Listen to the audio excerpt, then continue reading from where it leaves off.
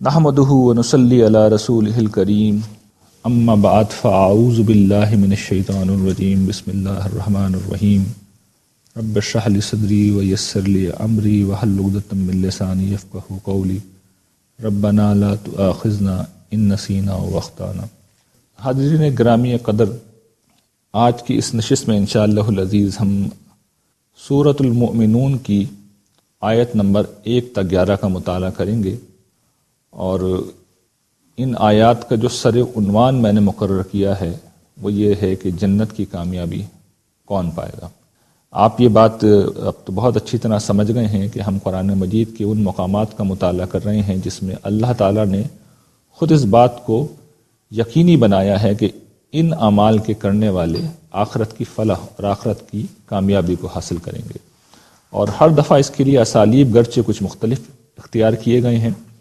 جیسے کہ پچھلی دفعہ ہم نے جو چیز دیکھی تھی سورہ بنی اسرائیل میں جو آیات پڑھی تھی، وہاں پر جو عنوان تھا کہ وَقَضَىٰ رَبُّكَ أَلَّا تَعْبُدُوا إِلَّا إِيَّاهُ، کہ یہ تیرے رب نے فیصلہ کر دیا ہے۔ تو گویا کہ وہ اللہ کا فیصلہ تھا، ظاہر ہے جو اللہ کا فیصلہ ہے وہی برحق ہے۔ اور یہاں پر جو آیات کے اندر ذکر کیا گیا ہے آخر کے اندر جو بیان ہوگا کہ اولئک هم الوارثون الذین یرثون الفردوس هم فیہا خالدون، کہ یہی لوگ ہیں جو جنت الفردوس کی ملکیت کے حقدار ہوں گے۔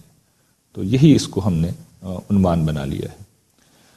آیات کا آغاز ہوتا ہے، اللہ تعالیٰ ارشاد فرماتے ہیں قد افلح المؤمنون۔ اس کا ترجمہ یہ ہے کہ بے شک فلاح پا گئے اہل ایمان، فلاح پا گئے ایماندار لوگ۔ یہ کن کی طرف اشارہ ہے؟ ظاہر ہے کہ قرآن مجید جن کے درمیان نازل ہو رہا تھا، اصلاً تو انہی کی طرف اشارہ ہے کہ یہ صحابہ اکرام رسول اللہ صلی اللہ علیہ وسلم پر ایمان لانے والے، رسول اللہ صلی اللہ علیہ وسلم کی دعوت توحید و آخرت کو ماننے والے، یہ فلاح پا گئے۔ لیکن وہ کیا چیز ہے؟ اصل میں سے یہ سمجھنا چاہیے کہ وہ کیا چیز ہے کہ جو ایمان میں اگر میں اور آپ بھی آج اختیار کر لیں تو ہم بھی اسی جگہ پہ پہنچ جائیں گے۔ تو اس میں سمجھنے کی بات یہ ہے کہ صحابہ اکرام کا جو ایمان تھا وہ پیدائشی ایمان نہیں تھا۔ انہوں نے اپنے والدین کے مذہب کو، اپنے آبائی مذہب کو، اپنے قومی مذہب کو ترک کیا تھا اور پھر ایمان لائے تھے۔ ہمارا مسئلہ کیا ہے؟ ہم اصل میں مسلمانوں کے ہاں پیدا ہوئے ہیں، ہم نسلی مسلمان ہیں، اور بدقسمتی سے جس طرح کی ہمارے ہاں مذہبیت یہاں پر رائج ہے، جب کوئی مذہبی شعور ہمارے اندر پیدا ہوتا ہے اور ہم مسجد میں جانے لگتے ہیں تو وہ مسجد اللہ کا گھر بعد میں ہوتی ہے۔ پہلے اس کی دیوار پہ اب تو باہر لکھ دیا جاتا ہے کہ یہ اہل حدیث کی مسجد ہے، یہ دیوبندیوں کی مسجد ہے، یہ بریلویوں کی مسجد ہے۔ تو اس طریقے سے ہم جب مذہب کی طرف جاتے ہیں تو عام طور پر ہم کسی نہ کسی فرقے سے وابستہ ہو جاتے ہیں۔ تو قرآن مجید کا جو مطلوب انسان ہے وہ اصل میں رسول اللہ صلی اللہ علیہ وسلم پر ایمان لا کر شروع ہوتا ہے پورے شعور کے ساتھ۔ اور یہ کیا ہے؟ اس کو ہم پہلے بھی پڑھ چکے ہیں کہ یہ رسول اللہ صلی اللہ علیہ وسلم کی جو دعوت تھی، کچھ غیبی حقائق آپ لوگوں کے سامنے رکھ رہے تھے، اور یہ فرما رہے تھے کہ جس طریقے سے تم مادی حقیقتوں کو مانتے ہو ان کو بھی مانو۔ مثال کے طور پر خدا دیکھ رہا ہے، خدا نظر نہیں آتا، لیکن یہ یقین رکھنا چاہیے کہ وہ ہمیں دیکھ رہا ہے۔ یہ بات کہ فرشتے ہمارے اعمال کو لکھتے ہیں، فرشتے بھی نظر نہیں آتے، مگر یہ یقین ہونا چاہیے کہ وہ ہمارے اعمال کو لکھتے ہیں۔ جنت اور جہنم نظر نہیں آتی، لیکن ہمیں یہ یقین رکھنا چاہیے کہ جنت اور اس کی نعمتیں سچ ہیں، اور اسی طریقے سے جہنم اور اس کا عذاب بھی حقیقت ہے۔ یہ بات کہنے میں بڑی سادہ ہے، لیکن اس کے نتائج بڑے غیر معمولی ہوتے ہیں۔ یعنی آدمی زندگی میں بار بار آزمائشوں سے گزرتا ہے، جہاں پر سچی بات یہ ہے کہ اس کے ایمان کی سخت آزمائش ہوتی ہے اور اللہ تعالیٰ ہلا کر رکھ دیتے ہیں۔ تو روٹین کی لائف میں تو ہمیں شاید ایمان کا اس طرح تجربہ نہیں ہوتا، لیکن جب ہم مشکلوں میں ہوتے ہیں، مسائل میں ہوتے ہیں، تو اس موقع پر سچی بات یہ ہے کہ ایمان ہے یا نہیں، فیصلہ اسی وقت ہوتا ہے۔ اور یہ مشکل مرحلہ ہوتا ہے زندگی میں، جو مشکلات آتی ہیں اس کا ایک مقصد یہ بھی ہوتا ہے کہ ایمان ہے یا نہیں اس کا فیصلہ ہو جائے۔ جس میں ایمان ہوتا ہے پھر وہ حوصلے سے کام لیتا ہے، وہ صبر سے کام لیتا ہے، وہ برداشت سے کام لیتا ہے۔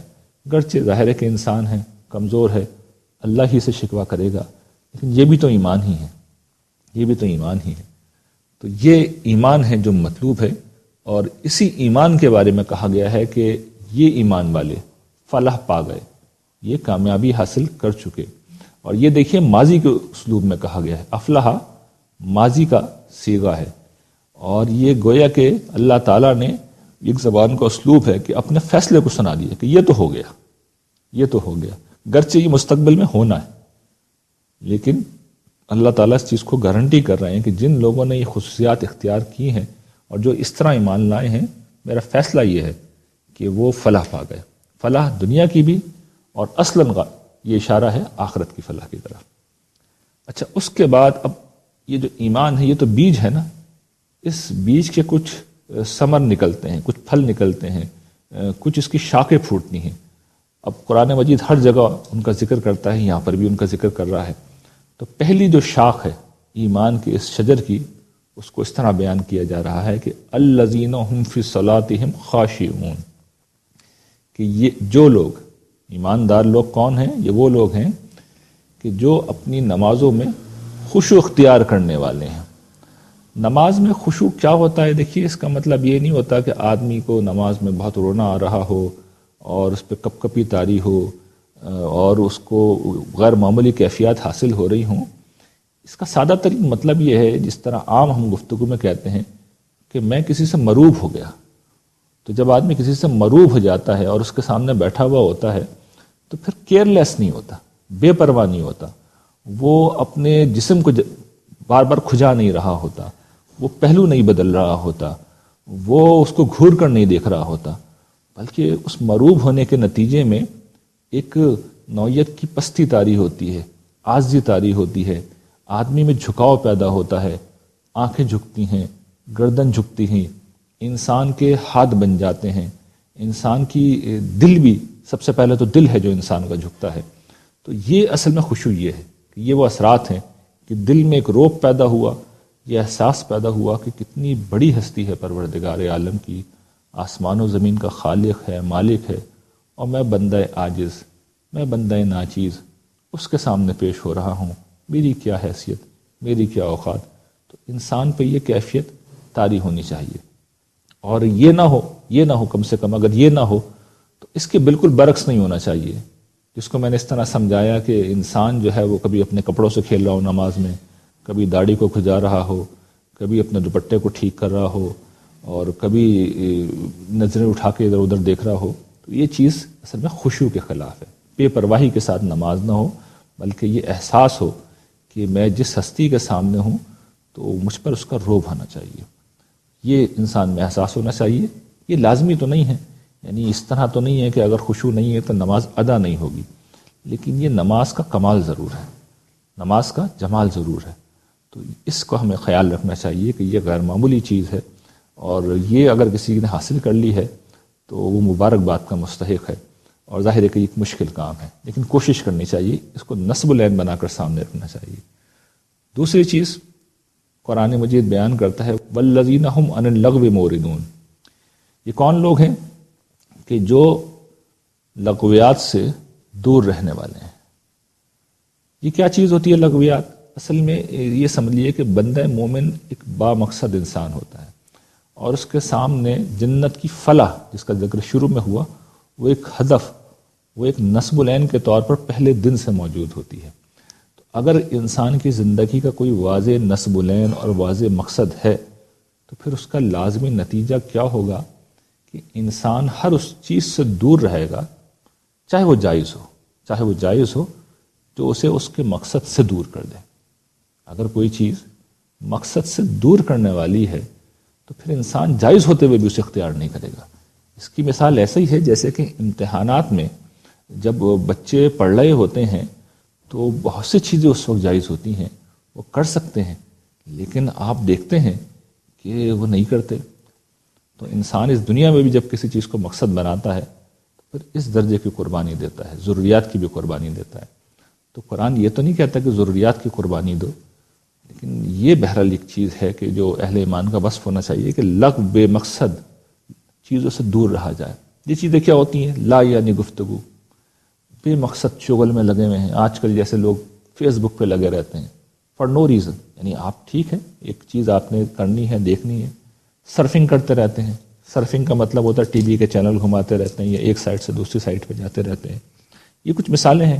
یا موبائل پہ چیٹ ہوتی رہتی ہے.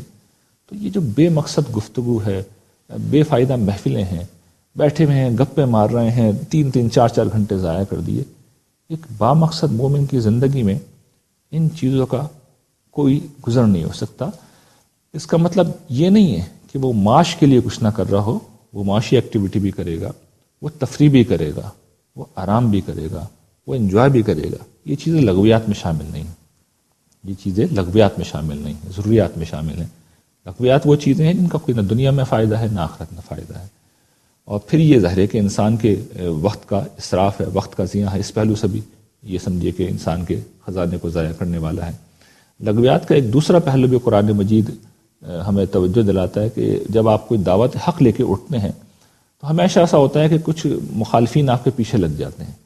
اور قرآن مجید یہ بیان کرتا ہے، رسول اللہ صلی اللہ علیہ وسلم کے زمانے میں یہ بہت ہو رہا تھا. تو وہ پھر بے معنی قسم کی جملے بازی، مختلف قسم کی تنقیدیں کر کے آپ کا وقت ضائع کر رہے ہوتے ہیں. قرآن مجید یہ سمجھاتا ہے کہ پھر ان سے بھی اعراض کرو. کوئی شخص سنجیدہ آدمی ہے، سمجھنا چاہتا ہے تو سر آنکھوں پہ. کوئی معقول تنقید ہے تو آپ اپنی اصلاح کر لیجئے، اپنے آپ کو ٹھیک کر لیجئے. لیکن یہ فضول قسم کی جو باتیں ہوتی ہیں ان کو دل پہ نہیں لینا چاہیے، ان کو نظر انداز کر دینا چاہیے. اگلا جو مطالبہ قرآن مجید کر رہا ہے اور ان کا وصف بیان کرتا ہے کہ والذین هم للزکاۃ فاعلون، کہ یہ لوگ اپنی زکوٰۃ ادا کرنے والے ہیں. اس کو ہم بار بار پہلے بھی دیکھ چکے ہیں. اصلاً تو یہ انفاق ہے، یعنی اللہ کے راہ میں مال خرچ کرنا. لیکن یہ کیا چیز ہے؟ یہ اتنی بڑی چیز ہے کہ یہ گویا کہ اس بات کا اظہار ہے کہ میں آخرت کو مانتا ہوں اور میں اس میں انویسٹمنٹ کر رہا ہوں. تو یہ گویا کہ انسان کی یقین کا ایک غیر معمولی اظہار ہوتا ہے اور یہ بہت بڑی چیز ہے. جہاں انفاق ہوگا وہاں آخرت پر یقین خود بخود ہوگا، اور جہاں انفاق نہیں ہے یا کم ہے تو اس کا مطلب یہ ہے کہ آدمی کو کوئی شک ہے، کوئی شبہ ہے، اور پھر انسان کو اپنی اصلاح کرنی چاہیے. اگلی جو وصف بیان ہو رہا ہے وہ حفظ فروج ہے. عصمت و عفت و عصمت جسے کہتے ہیں. ہماری عام طور پر عفت و عصمت صرف لڑکیوں کے ساتھ خاص ہوتی ہے، لیکن قرآن مجید اس کو یہاں پر مردوں کے حوالے سے بیان کر رہا ہے اور طبعاً اس پہ خواتین بھی شامل ہیں. یہ قرآن مجید کا عام طریقہ ہے. تو اللہ تعالی ارشاد فرماتے ہیں والذین هم لفروجہم حافظون، کہ جو لوگ اپنی شرمگاہوں کی حفاظت کرنے والے ہیں، الا علی ازواجہم او ما ملکت ایمانہم فانہم غیر ملومین، سوائے اپنی بیویوں کے یا لونڈیوں کے کہ ان کے باب میں ان پر کوئی ملامت نہیں ہے. فمن ابتغى وراء ذلك فاولئک هم العادون، جو اس کے علاوہ کچھ اور چاہیں تو وہی لوگ ہیں جو حد سے گزرنے والے ہیں. یعنی قرآن مجید نے یہ گویا کہ بیان کیا ہے کہ انسان جو بندہ مومن ہے، جو آخرت پر یقین رکھتا ہے، وہ اس دنیا کو اپنی خواہشات کی چراگاہ نہیں سمجھتا کہ جہاں چاہا منہ مار لیا، جو چاہا کھا لیا، جو چاہا پی لیا. تو اس میں جو سب سے زیادہ بڑی خواہش ہے وہ اصل میں جنسی تعلق ہے. تو قرآن مجید نے اس کو ایک جائز راستے کو حد تک تو بالکل اس کو گوارا کیا ہے، بلکہ پسندیدہ قرار دیا ہے. گوارا کا لفظ مناسب نہیں ہے، اسے پسندیدہ قرار دیا ہے اللہ تعالیٰ نے، اور رسول اللہ صلی اللہ علیہ وسلم نے اس کو اپنی سنت کہا ہے. لیکن اس دائرے سے باہر جا کر اگر انسان بدکاری کے راستے پہ چلتا ہے تو پھر اس پہ بڑی سخت وعید آپ کے سامنے میں نے ترجمہ بھی کیا کہ جو اس کے علاوہ کچھ اور چاہے تو پھر وہی لوگ ہیں جو حد سے گزرنے والے ہیں. ظاہر ہے جو حد سے گزرے گا اس کو پھر سزا ملے گی، اور سزا کو یہاں بیان تو نہیں کیا گیا لیکن اسلوب بڑا سخت ہے. تو یہ کیا چیز ہے کہ انسان اپنی آپ کو کنٹرول میں رکھے. اور میں نے پہلے بھی کسی موقع پہ یہ توجہ دلائی تھی کہ اس معاملے کے اندر انسان جب احتیاطی کرتا ہے اور اپنی خواہش کو آزاد چھوڑتا ہے تو یہ ایک خارش کے مرض میں تبدیل ہو جاتی ہے. خارش کا مریض جتنا کھجاتا ہے اس کی کھجلی اور بڑھتی ہے. تو یہی معاملہ ایسے شخص کا ہے، وہ بظاہر ایک مقصد کی طرف پہنچتا ہے، ہدف پہ پہنچتا ہے، ہدف کو جیسے ہی حاصل کرتا ہے تو پتہ چلتا ہے وہ تو بے وقت تھا، کچھ بھی نہیں ملا، کچھ اور آگے بڑھو. تو یہاں سے انسان آگے بڑھتا چلا جاتا ہے اور سوائے بیزاری کے، بوریت کے، فرسٹریشن کے کچھ حاصل نہیں ہوتا. یہ ایک بالکل ایسی چیز ہے کہ جس کے ہونے میں کوئی شک نہیں. یعنی اس میں سارا سکون اسی میں ہے کہ انسان اپنے آپ کو کنٹرول کر کے رکھے. اس میں ایک چیز ذرا بس وضاحت طلب ہے، وہ میں چاہوں گا کہ آپ کے سامنے رکھ دوں۔ لونڈیوں کا اس میں ذکر آیا ہے۔ ہمارے ہاں بعض مجھے یہ پتہ چلا کہ وہ کچھ ڈرامے آ رہے تھے جس میں لونڈیوں کے نام پہ بہت خوبصورت خواتین کو دکھایا جا رہا تھا، تو اس زمانے میں میرے پاس بہت سوالات آئے۔ پہلے تو مجھے اندازہ نہیں ہوا کہ یہ سوالات کیوں آنے شروع ہو گئے، بعد میں پس منظر کا اندازہ ہوا۔ تو یہ سمجھ لیجئے کہ اصلاً زمانہ قدیم میں لونڈیاں اس مقصد سے، یا غلام بھی اس مقصد سے نہیں رکھے جاتے تھے، یعنی اصلاً جو ان کا مقصد تھا، یہ جس طریقے سے اس دور میں انڈسٹریل ایج میں سروس انڈسٹری ایجاد ہوئی ہے، ملازمت کا ادارہ ایجاد ہوا ہے، زمانہ قدیم میں گرچہ ایک بہت بڑا ظلم تھا، زیادتی تھی اور اسے نہیں ہونا چاہیے تھا، لیکن اور کبھی موقع ہوگا تو میں اس کی تاریخ بھی بتا دوں گا یہ شروع کیسے ہوا تھا، بلکہ مختصراً سن لیجیے آج آپ یہ کیسے ہوا تھا۔ زمانہ قدیم میں جب جنگیں ہوتی تھیں تو پہل دشمنوں کو مار دیا جاتا تھا، لیکن اس کے بعد لوگوں کو یہ خیال ہوا کہ یہ تو بھی ظلم ہے، کسی کی جان اس طریقے سے لے لینا، اب جو شکست کھا گئے ہیں مزاحمت بھی نہیں کر سکتے، اچھا آزاد چھوڑ دیں گے تو پھر حملہ کر دیں گے تھوڑے عرصے میں۔ لوگوں نے یہ کہا، فاتحین نے، ان کے کچھ دانشوروں نے یہ سمجھایا کہ بھئی بہتر یہ ہے کہ ان کو پکڑ لو، غلام بنا کے اپنے سماج میں لے چلو اور ان کو ان کی زندگی بخش دو، ان کو ان کی ضروریات پوری کرو، یہ تمہارے خدام بن جائیں گے، تمہارا کام کریں گے۔ ایگریکلچرل ایج میں جو کہ ضرورت ہوتی تھی انسانوں کی، تو ایک طرح سے بہتری تھی، ایک طرح سے رحم دلی کا مظاہرہ تھا، اور وہیں سے پھر اس کو جواز ملتا چلا گیا، اور ایک دور ایسا آیا کہ یہ گویا کہ سمجھیے جس طریقے سے آج ملازمت کے ادارے کو آپ ختم کرنا چاہیں، سروس انڈسٹری کو ختم کرنا چاہیں، تو پورا معیشت کا ڈھانچہ ختم ہو جائے گا۔ اس دور میں یہ سروس انڈسٹری کے بھی قائم مقام تھا اور معاشرت میں بھی پوری طرح دخیل تھے، ہر گھر میں ہوتے تھے۔ اور جس طرح میں نے بیان کیا کہ صرف جوان خوبصورت لونڈیاں نہیں ہوتی تھیں، جوانی تو 10 سال کی ہوتی ہے، اس کے بعد وہ مڈل ایج بھی آتی ہے، بڑھاپے بھی آتا ہے، تو ان کے مالک ان کی دیکھ ریکھ کرتے تھے۔ تو قرآن یہ نہیں کر سکتا تھا اور نہ یہ کیا کہ ایک دم سے سب کو آزاد کر دیا جائے، اس کے نتیجے میں تو بڑا فساد پیدا ہو جاتا۔ ایک گریجولی طریقہ مقرر کیا گیا اور پھر آخر میں یہ کہا گیا کہ جو آزاد ہونا چاہے مکاتبت کے قانون کے ذریعے سے آزادی حاصل کر لے۔ سورہ نور میں بیان ہو گیا وہ۔ تو یہ قرآن مجید اس حوالے سے ان کا بیان کرتا ہے۔ یہ بالکل مقصد نہیں ہے کہ آج غلامی جو ہے وہ شروع کرنا قرآن کے نزدیک میں کوئی اچھی چیز ہے، ایک چیز مل گئی تھی قرآن مجید کو، تو اب کیا کیا جاتا ہے، اس مسئلے کو کیسے حل کیا جاتا ہے؟ ویسے ہی حل کیا گیا جیسے کہ حل کیا جانا چاہیے تھا، جیسے کہ ایک حکیم و خبیر ہستی کو حل کرنا تھا۔ تو اللہ تعالیٰ نے اسی پہلو سے اسے حل کرنے کی کوشش کی، لیکن یہ بعض چیزیں اپنے وقت سے بہت خلاف ہوتی ہیں، خلاف زمانہ ہوتی ہیں۔ تو سچی بات یہ ہے کہ یہ صورتحال پھر ہو نہیں سکی، اور صحابہ کرام نے اپنے دور تک تو اس کا بڑی حد تک خاتمہ کر دیا تھا۔ جیسے صحابہ کرام رخصت ہونا شروع ہوئے تو قومیں عامریت کے شکنجے میں آ گئیں اور افراد جو ہے غلامی کے شکنجے میں آ گئے۔ اس موضوع پہ اگر آپ کو دیکھنا ہے تو میں نے بہت سے مضامین میں اس کو واضح کیا ہے، کھولا ہے، آپ ان کا مطالعہ کر سکتے ہیں۔ اگلا جو وصف ہے والذین هم لاماناتہم وعہدہم راعون، کہ وہ لوگ جو اپنے امانتوں اور عہد کی نگہبانی کرتے ہیں، ان کا پاس کرتے ہیں، ان کی رعایت کرتے ہیں۔ یہ دیکھیے کیا ہے، یہ کیا وصف ہے؟ یہ گویا کہ اس بات کا اظہار ہے کہ انسان اپنی خوشی سے اپنی آزادی کو تج رہا ہے، اس کو چھوڑ رہا ہے۔ اور یہ کیا چیزیں ہوتی ہیں، کیوں آزادی کو چھوڑ رہا ہے، اس کو سمجھ لیجیے۔ دیکھیے امانت کا مطلب عام طور پر یہ سمجھا جاتا ہے کہ اگر میرے اور آپ کے پاس کسی نے پیسے رکھوائے تو ہم اس کو اتنے ہی پیسے لوٹا دیں، اس کی امانت سمجھیں اور اس کے مطالبے پہ ہم لوٹا دیں۔ قرآن مجید اس مفہوم کو بہت وسیع معنوں میں استعمال کرتا ہے، اس لفظ کو بہت وسیع مفہوم میں استعمال کرتا ہے، اور اس سے مراد یہ ہے کہ جتنی بھی ذمہ داریاں، جتنی بھی صلاحیتیں، جتنے بھی مناصب، جو کچھ بھی آپ کو اللہ تعالیٰ کی طرف سے دیے گئے ہیں، قانونی طور پر ملے ہیں، سماج نے دیے ہیں، فطری طور پر دیے گئے ہیں، خلقی طور پر دیے گئے ہیں، ان کو اللہ کی مرضی کے مطابق استعمال کریں جیسا کہ ان کا تقاضا ہے۔ طاقت مثال کے طور پر آ جائے تو گھمنڈ مت کریں، ذہانت اور صلاحیت ہو تو اس کو اپنی برتری کا ذریعہ نہ بنائیں، اسے خدمت کا ذریعہ بنائیں۔ تو یہ گویا کہ ایک امانت ہے، اللہ تعالیٰ جب چاہیں ہماری صلاحیتوں کو واپس لے لے۔ اور عہد کیا ہوتا ہے؟ عہد میں پہلے بھی کئی دفعہ بیان کر چکا ہوں کہ انسان آگے بڑھ کے کچھ ذمہ داریاں لیتا ہے۔ ایک آدمی جس وقت نکاح کرتا ہے تو وہ پھر گویا کہ یہ عہد کر رہا ہوتا ہے، یعنی یہ کہیں پہ اعلان نہیں ہو رہا ہوتا، لیکن یہ انڈرسٹوڈ ہوتا ہے کہ اب میں اس خاتون اور اس سے آنے والے تمام بچوں کی ذمہ داریاں اٹھا رہا ہوں۔ تو عہد میں وہ چیزیں بھی شامل ہیں جو ہم کہہ کر یا لکھ کر لیں، یا وہ چیزیں بھی شامل ہیں جو ہماری فطرت میں ہیں، جیسے کہ عہد الست، اللہ کی توحید کا جو وعدہ ہم نے اللہ سے کیا تھا کہ اس کی پاسداری کریں گے، اور جو عہد سماجی طور پر ہم لے لیتے ہیں، ذمہ داریاں لے لیتے ہیں، نکاح اس کی ایک مثال میں نے آپ کو دی، یہ سب اس کے اندر شامل ہیں۔